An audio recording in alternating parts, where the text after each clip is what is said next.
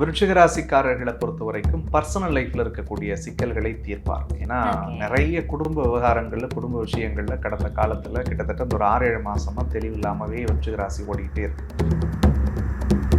பண விஷயங்கள்ல நிறைய தட்டுப்பாடா இருக்கு சார், எவ்வளவு வந்தாலும் பத்த மாட்டுது எங்களுக்கு அப்படின்னு நினைச்சிட்டு இருந்தவங்க எல்லாம் கை நிறைய பணம் வச்சு தன்னுடைய தேவைக்கான செலவுகளை பார்க்கக்கூடிய நிலை நிச்சயமாக உருவாகும். இந்த டைம்ல இந்த விஷயம் மட்டும் பண்ணாதீங்க, கொஞ்சம் கவனமா இருக்கனா என்ன விஷயம் சொல்லுவீங்க? பயணங்கள்ல கொஞ்சம் கவனம் தேவைப்படுது. 4ஆம் இடத்துல ராகு இருக்கிறதுனால அவ்வப்போது தேவையற்ற சில அலைச்சல்கள் ஏற்படும். அதிபதி 4ஆம் அதிபதி சனி தான் அவங்களுக்கு. அந்த சனி வக்ரமடையும் பொழுது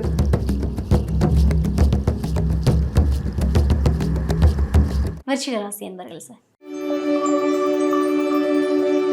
ஸோ இந்த விருச்சிக ராசி என்பர்களுக்கு சனி பகவான் வக்ரமானதுக்கு அப்புறமா என்ன மாதிரியான விஷயங்கள்லாம் நிகழ்த்த காத்திருக்கார்? விருச்சிக ராசிக்காரர்களை பொறுத்த வரைக்கும் பர்சனல் லைஃப்ல இருக்கக்கூடிய சிக்கல்களை தீர்ப்பார். ஏன்னா நிறைய குடும்ப விவகாரங்கள்ல குடும்ப விஷயங்கள்ல கடந்த காலத்துல கிட்டத்தட்ட ஒரு 6-7 மாசமா தெளிவு இல்லாமவே விருச்சிக ராசி ஓடிக்கிட்டே இருக்கு. கௌரவத்துக்காக குடும்பம் பண்றேன், கௌரவத்துக்காக வாழ்ந்துட்டு இருக்கிறேன்னு சொல்லி நிறைய விருச்சிக ராசிக்காரர்கள் புலம்பி நானே கேள்விப்பட்டிருக்கேன். பட் அப்படிப்பட்ட சிக்கல்கள் எல்லாம் மாறும். குடும்பத்தில் ஒத்துமை, சந்தோஷம், நிம்மதி கிடைக்கக்கூடிய வாய்ப்புகள் இருக்குது. அதே மாதிரி கணவன் மனைவிக்குள்ள அன்பு, அந்யோன்யம் கிடைக்கும். கல்யாண வயசில் இருக்கிறவங்களுக்கு இந்த வருஷத்தில் கல்யாணம் கூடி வரக்கூடிய சூழ்நிலைகளை ஏற்படுத்தும். மெயினாக புத்திர பாக்கியம் இல்லாத விருச்சிக ராசிக்காரர்களுக்கு குழந்தை பாக்கியத்தை கடவுள் கொடுப்பார். குழந்தைங்களுக்கு உடம்புல ஏதாவது பிரச்சனை, மனசளவில் பிரச்சனையில் பாதிக்கப்பட்டிருக்காங்கன்னு நினச்சா ஆண்டவன் புண்ணியத்தில் அந்த சிக்கல்கள் தீர்ந்து அவருடைய வாழ்க்கையில் வெற்றி பெறக்கூடிய வாய்ப்பு இருக்குது. விருச்சிக ராசிக்காரர்களுக்கு பொருளாதார ரீதியாக நிறைய முன்னேற்றத்தை இந்த காலகட்டம் தரப்போகுது. பண விஷயங்களில் நிறைய தட்டுப்பாடாக இருக்குது சார், எவ்வளோ வந்தாலும் பத்த மாட்டுது எங்களுக்கு அப்படின்னு நினச்சிட்டு இருந்தவங்கெல்லாம் கை நிறைய பணம் வச்சு தன்னுடைய தேவைக்கான செலவுகளை பார்க்கக்கூடிய நிலை நிச்சயமாக உருவாகும். அதே மாதிரி வார்த்தைகள்ல இருந்து வந்த தடுமாற்றங்கள்லாம் மாறுபடும். நேற்றுக்கு எங்கே இவங்களை உதாசனப்படுத்தினாங்களோ இவங்களை கூப்பிட்டு சபையில் உட்கார வச்சு வாழ்க்கையில் ஒரு பெரிய வெற்றியை இவர்களுக்கு கொடுக்கக்கூடிய அடிப்படையில் கடவுள் கொடுப்பார்.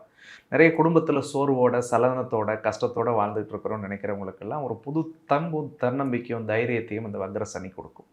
குறிப்பாக 3ஆம் அதிபதி 4ஆம் அதிபதி சனி தான் அவங்களுக்கு. அந்த சனி வக்ரமடையும் பொழுது ஒரு புதிய முயற்சிகள் எல்லாம் கைகூடக்கூடியதாக இருக்கும். நண்பர்களால் பெரிய ஆதாயங்கள் கிடைக்கக்கூடியதாக இருக்கும். புதிய உறவுகளோட வரவு இவங்க வாழ்க்கைக்கு பெரிய அளவில் ஒரு டர்னிங்கை கொடுக்கக்கூடியதாக இருக்கும்.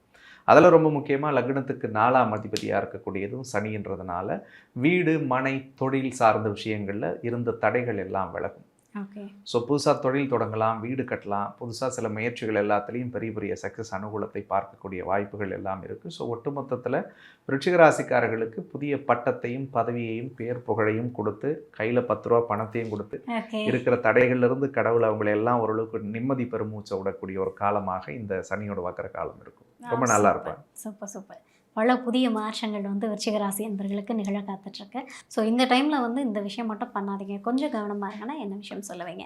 டிரைவ் பண்ணும்போது கொஞ்சம் பார்த்து போங்க. பயணங்களில் கொஞ்சம் கவனம் தேவைப்படுது. 4ஆம் இடத்துல ராகு இருக்கிறதுனால அவ்வப்போது தேவையற்ற சில அலைச்சல்கள் ஏற்படும். வாகன பழுதுகள் ஏற்படும். வாகன விபத்துகள் ஏற்படக்கூடிய வாய்ப்பு இருக்குது.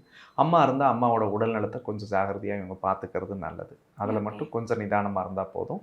தொழில் சார்ந்த விஷயங்களில் கொஞ்சம் ஃபுல் ஃப்ளெட்ஜாக இவங்க கண்ட்ரோலில் எல்லாம் இருந்தால் ரொம்ப நல்லாயிருக்கும். தொழிலில் வேறு யாரை நம்பியும் விட்டாங்கன்னா அதில் தேவையில்லாத, அதுவே தேவையில்லாத மன உளைச்சல், கருத்து மோதல்களை தரக்கூடிய அடிப்படையில் இருக்கும். ஸோ அதில் மட்டும் கொஞ்சம் கவனமாக இருந்தால் போதும். கண்டிப்பாக நீங்கள் சொல்கிறத ஃபாலோ பண்ணுவாங்கன்னு நம்புகிறேன். ஸோ இந்த சனி பகவான் வக்ரமானதுக்கப்புறமா எந்த கடவுள் வழிபாடு எடுத்துக்கிட்டால் சிறந்ததாக இருக்கும்? விருச்சிக ராசிக்காரர்கள் முருகனுடைய பாதத்தை இறுக்கமாக பிடிக்கணும். அவங்களுக்கு பிடிச்ச நாளில் முருகன் கோயில் போயிட்டு முருகனை மனசார பிரார்த்தனை பண்ணிவிட்டு அந்த முருகனுக்கு ஒரு 6 அகல் விளக்குகளை ஏற்றி அந்த ஆறுமுக நாயகனை பிரார்த்தனை செய்யும்போது அவங்க வாழ்க்கையில் இருக்கக்கூடிய பல தடைகள் அவர்களுக்கு நிவர்த்தி அடையும். முருகனை பிடிச்சாலே போதும், அவங்க லைஃப் எல்லாம் சக்ஸஸை கடவுள் கண்டிப்பாக கொடுப்பார். எவ்வளோ கஷ்டப்படுத்தினாலும் இனி வரக்கூடிய காலகட்டங்கள், அடுத்து வரக்கூடிய 131 நாளில் அவங்க லைஃபுக்கு எது தேவையோ அந்த பாதையை கடவுள் நல்லபடியாக அவங்களுக்கு அமைச்சு கொடுப்பார். Okay, super sir, super.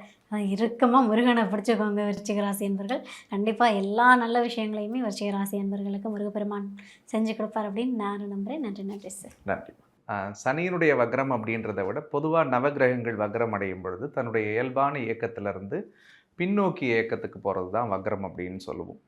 சுபகிரகங்கள் வக்ரம் அடைஞ்சதுன்னா அசுப பலன்களை செய்யும், அசுப கிரகங்கள் வக்ரம் அடைஞ்சதுன்னா சுபத்துவமான பலன்களை செய்யும் அப்படின்னு ஜோதிட விதி இருக்குது. சனி பகவானை பொறுத்த வரைக்கும் முன்னாடி நீங்கள் கேட்கும் போதே சொன்னீங்க, எந்த பாடு படுத்த போது ஏற்கனவே பல பேர் 7.5 சனியில் சிக்கி தவிச்சிட்டு இருக்காங்க அப்படின்னு சொல்லிட்டு இருந்தீங்க. ஸோ அந்த அடிப்படையில் சனி பகவான் வக்ரகதியில் பின்னோக்கி வரும்போது தன்னுடைய இயக்கத்திலிருந்து அவர் கொஞ்சம் ஸ்லோ டவுன் ஆகும்போது அவர் கொடுக்கக்கூடிய கெடு பலன்கள் நிச்சயமாக 12 ராசிக்காரர்களுக்கும் குறையக்கூடியதாக இருக்கும். ஓகே. ஸோ அந்த அடிப்படையில் சனி பகவான் வக்ர காலகட்டம் அப்படின்றது வாக்கிய பஞ்சாங்கப்படி ஜூலை மாதம் 15ஆம் தேதியிலிருந்து நவம்பர் 30ஆம் தேதி வரைக்கும் கிட்டத்தட்ட ஒரு 139 நாட்கள் இருக்க போகிறார் சனி.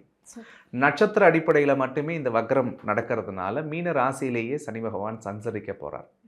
அதில் முக்கியமாக சில ராசிக்காரர்களுக்கு இப்போதைக்கு இருக்கக்கூடிய மிகப்பெரிய அழுத்தங்கள்லிருந்து மாறுபட்டு வருவார்கள். குறிப்பாக சனி ஒரு ஜாதகத்தில் நீச்சம் அடைந்திருந்தாலோ அல்லது நீச்சமடைஞ்ச திசை இப்போ நடந்துட்டு இருந்தாலும் நீச்சத்துக்குரிய புத்தி இப்போ யாருக்காவது நடந்துட்டு இருந்ததுன்னா சனியால் ஏற்படக்கூடிய பாதிப்புகளும் தடைகளும் அவர்களுக்கு விலகும். அதில் முக்கியமாக பார்க்கும் பொழுது இந்த சனி வக்ர பெயர்ச்சியில் ஒரு பெரிய ரிலீஃப் அடையக்கூடிய ராசிகள், அதாவது ஒரு நிம்மதி பெருமூச்சு விடக்கூடிய ராசிகள்னு கூட நீங்கள் தம்ப்நெயில் வைக்கலாம். ஸோ அப்படி இருக்கக்கூடிய ராசிக்காரர்களில் மேஷ ராசிக்காரர்களுக்கு இந்த 7.5 சனியினுடைய தாக்கம் என்பது குறையக்கூடிய அடிப்படையில் இருக்கும். கிட்டத்தட்ட இந்த 5 மாதமாக மேஷராசிக்காரர்கள் வேலை, தொழில், பண விஷயங்களில் நிறைய சவால்களை அனுபவிச்சிருப்பாங்க. உடல் ரீதியாக மன ரீதியாகவும் நிறைய நெருடல்களை சந்திச்சிருப்பாங்க. அந்த வழிகளிலிருந்து அவர்கள் மாறுபட்டு 7.5 சனி கொஞ்சம் இல்லாமல் இருந்தால் நம்ம வாழ்க்கை எப்படி இருக்குமோ அந்த மாதிரியான ஒரு பாதைக்குள்ளே மேஷராசிக்காரர்கள் அனுகூலமாக நகர்றதுக்குரிய ஒரு வாய்ப்பை இந்த சனி வக்ரம் அவர்களுக்கு ஏற்படுத்தும். அதற்கு அடுத்தது முக்கியமாக சிம்ம ராசிக்காரர்கள் கிட்டத்தட்ட இந்த சனி ஆரம்பித்ததுலேருந்து இந்த ஒரு 4-5 மாத காலங்களாக தூக்கம் இல்லாத, நிம்மதி இல்லாமல், சந்தோஷம் இல்லாமல், குடும்ப வாழ்க்கைக்குள்ளே பல நெருக்கடி, பல உளைச்சல், மன அழுத்தத்தோடு வாழ்ந்துட்டு இருக்கக்கூடியவர்களுக்கு ஒரு மிகப்பெரிய ரிலீஃபை கடவுள் கொடுக்க போகிறார். நிறைய பதட்டமும் பயமும் குழப்பமும் சிம்மராசிக்காரர்கள் மனசில் இருந்துகிட்டே இருந்தது. எந்த முடிவுகளை கூட அவங்களால தெளிவாக எடுக்க முடியாமல் இருந்தாங்க. அந்த கவலைகளிலிருந்து மாறுபடக்கூடிய ஒரு அற்புதமான காலம். குறிப்பாக அஷ்டமத்து சனியினுடைய அத்தனை பாதிப்புகளும் சிம்மராசிக்காரர்களுக்கு குறையக்கூடிய அடிப்படையில் இந்த சனி வக்ரம் இருக்கும் அப்படின்னு சொல்லலாம்.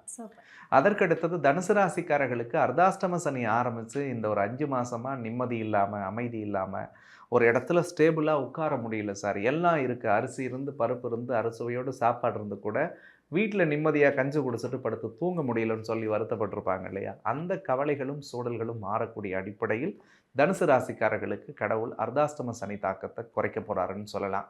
ஸோ அவங்க வீட்டில் கொஞ்சம் நிம்மதி, சந்தோஷம், அமைதி எல்லாம் பெருகக்கூடிய ஒரு காலமாக இருக்க போகிறது. அதற்கடுத்தது கண்டகத்து சனி நடக்கக்கூடிய கன்னி ராசிக்காரர்கள் உடலளவிலும் மனதளவிலும் நிறைய சோர்ந்து போயிருப்பாங்க.